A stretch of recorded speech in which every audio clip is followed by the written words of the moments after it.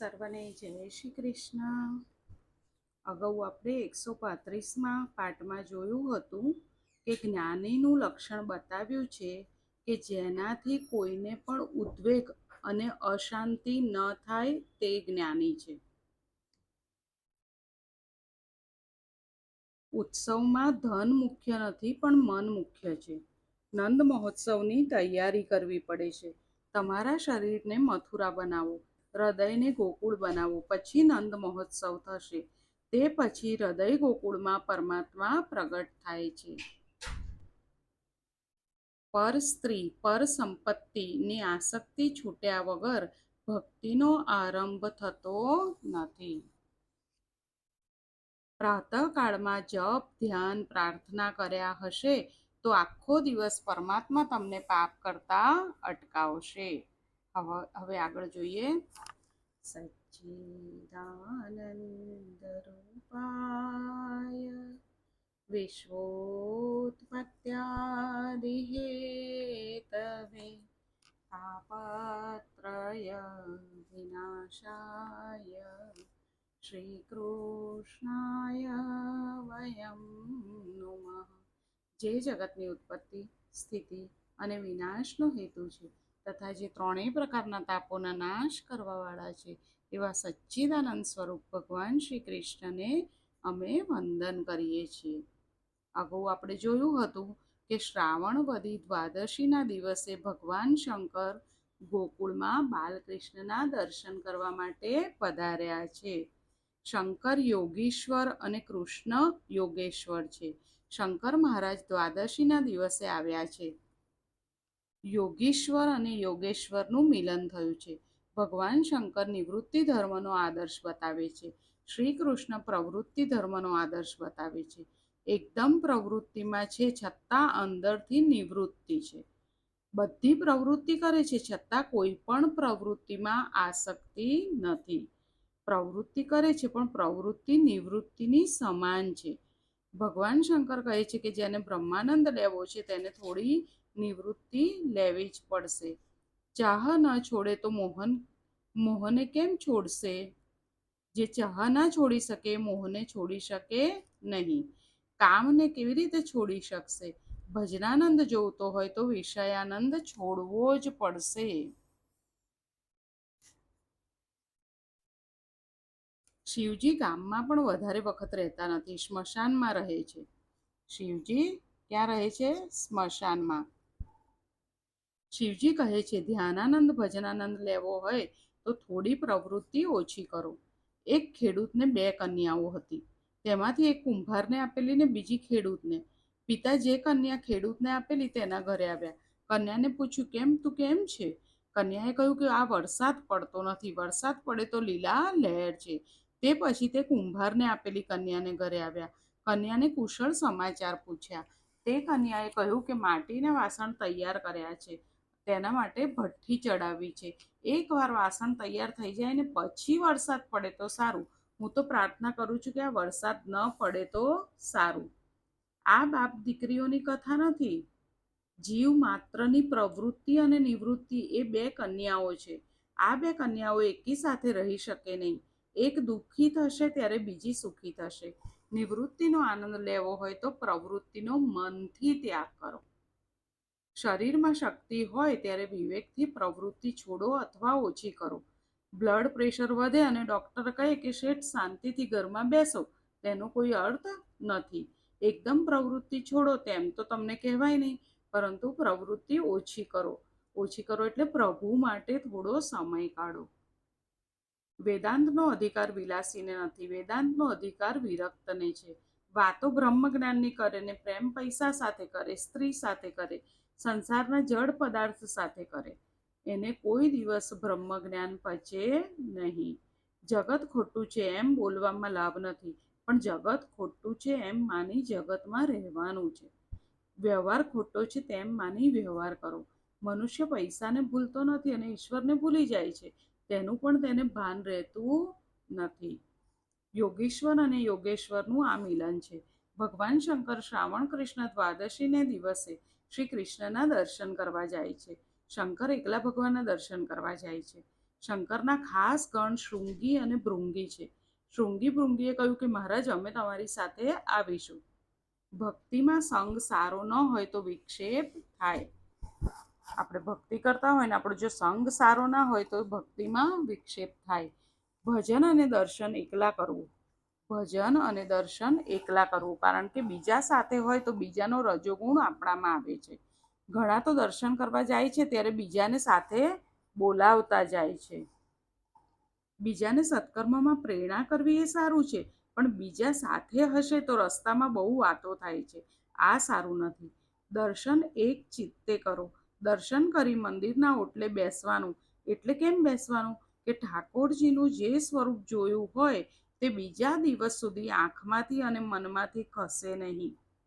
ઘણાને દર્શન કર્યા પછી પૂછો કે ઠાકોરજીએ શું શૃંગાર કર્યો છે, કયા વસ્ત્ર પરિધાન કર્યા હતા, તો માથું ખંજવાળશે.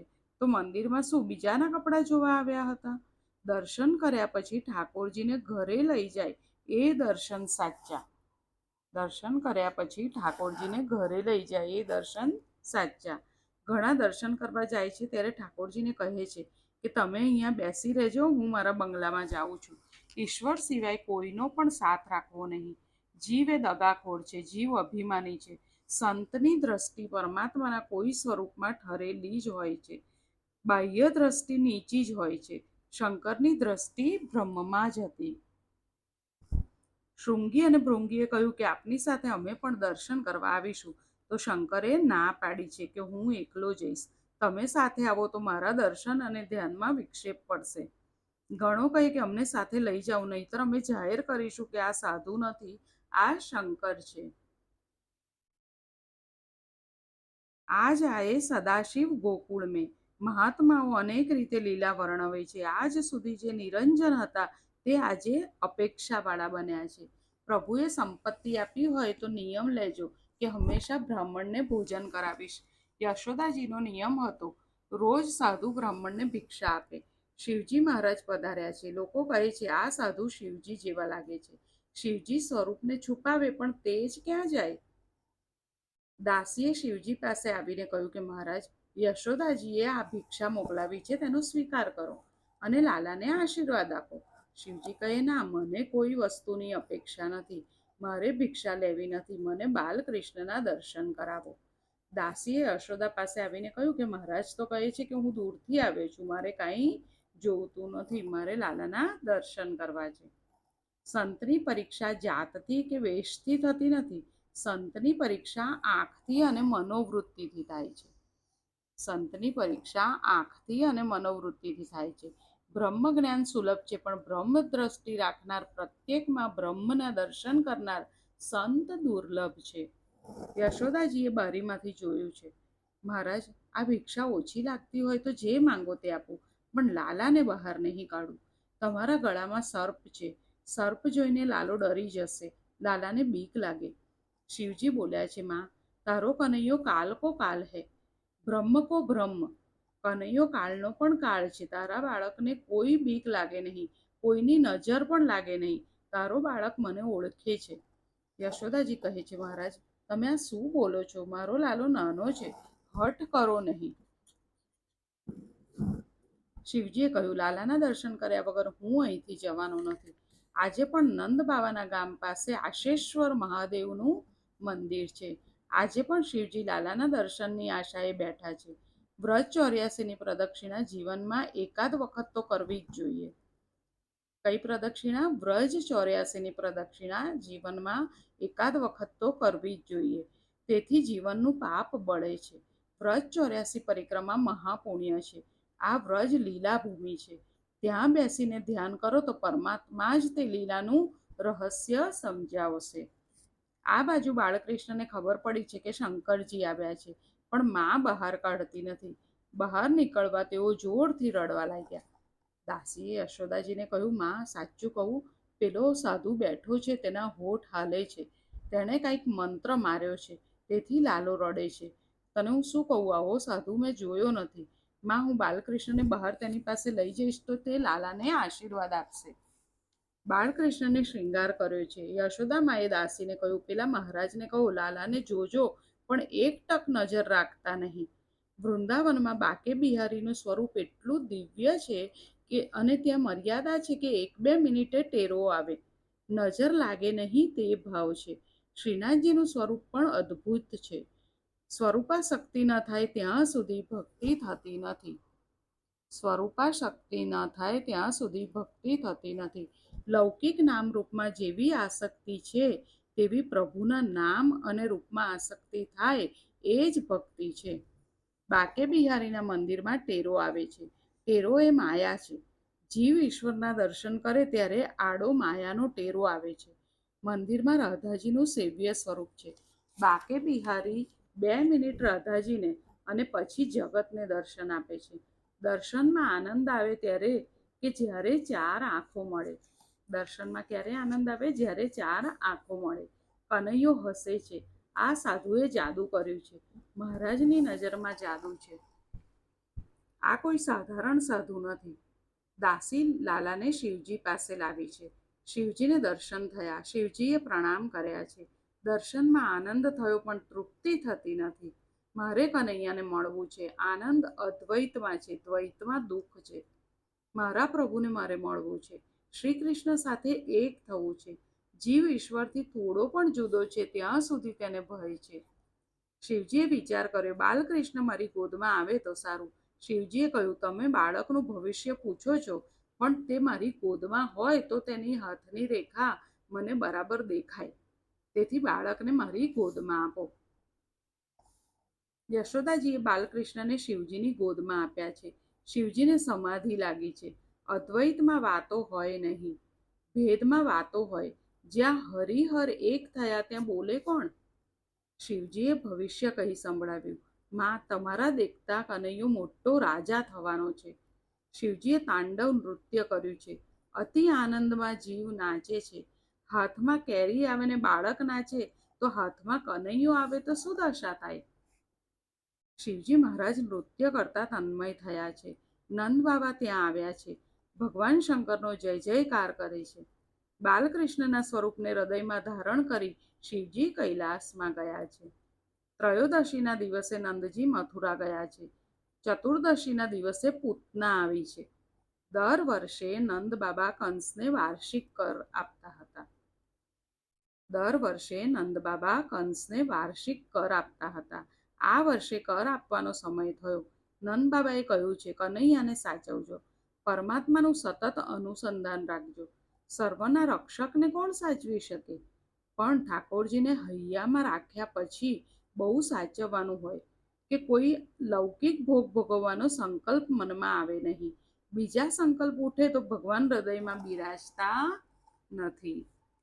કનૈયો કાયમ માટે હૃદય ગોકુળમાં રહે તો બેડો પાર છે. હૃદય ગોકુળમાં જે શ્રી કૃષ્ણ પધારે છે પછી તે નંદે એટલે જીવે બીજે રખડવું જોઈએ નહીં.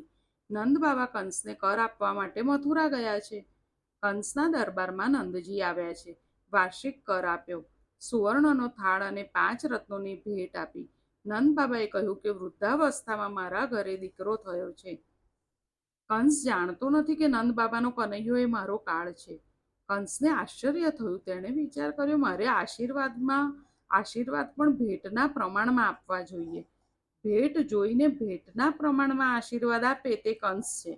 કંસ રાજાએ અનેક પ્રકારના આશીર્વાદ આપ્યા છે કે તમારો બાળક મોટો રાજા થશે, તેનો જય જયકાર થશે, તમારા બાળકના શત્રુઓનો જલ્દી વિનાશ થશે.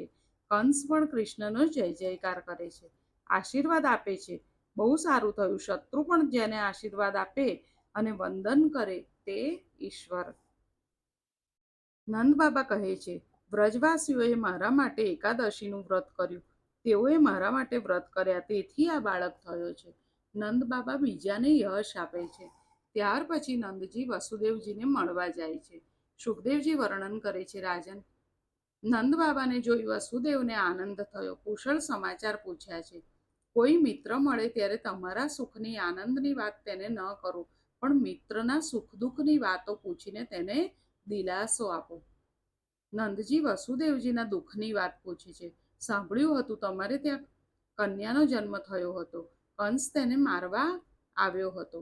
વસુદેવજી કહે છે, એ વાત સાચી છે. તેમાં કંસનો દોષ નથી, પરંતુ મારા કર્મનો દોષ છે.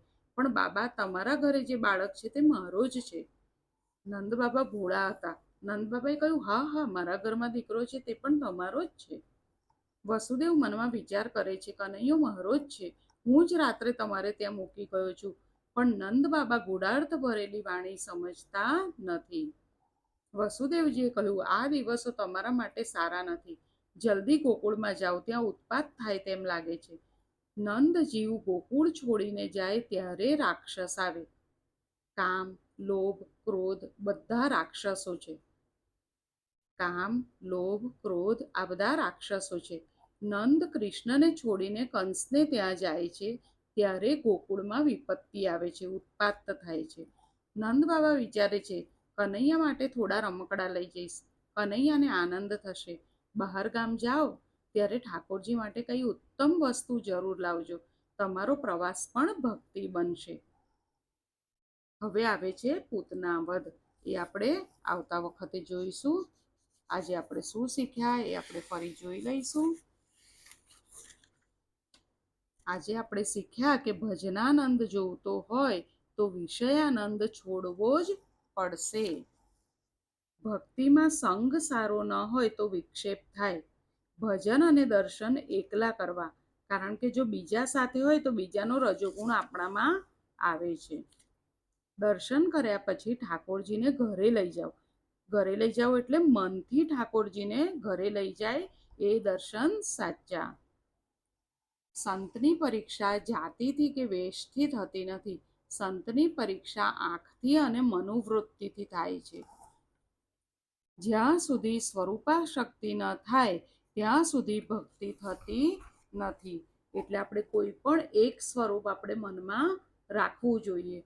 આપણે જ્યારે પણ ધ્યાન કરીએ, જપ કરીએ ત્યારે એક જ સ્વરૂપનું ધ્યાન કરવું જોઈએ.